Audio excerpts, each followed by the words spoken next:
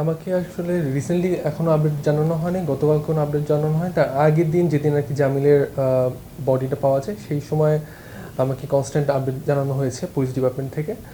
জামিলের first যখন পাওয়া যায় এই বডি পার্ট, তখন আমাকে ফোন করে জানিয়েছিল যে একটা বডি পার্ট পাওয়া গিয়েছে এবং মেল বডি পার্ট, আর ওইটা ওরা আইডেন্টিফাই করছিল তখনও।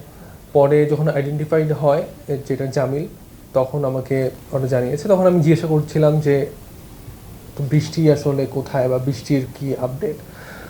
তো ওরা তখন আমাকে জানায় যে most likely they had similar fate.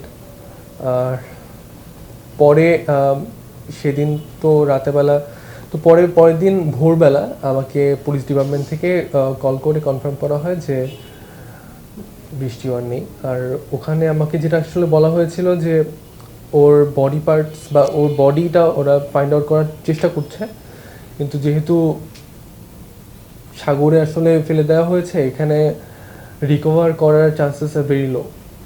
So এটুকুই আমাকে জানিয়েছিল। আর ওরা ওই ক্রিমিনালের যে অ্যাপার্টমেন্টে যে পরিমাণে রক্ত পাওয়া গিয়েছে, ওখান থেকে ওরা মোটামুটি এনশিওর করেছে আসলে এটা হলো দুইজনের, এটা একজনের না।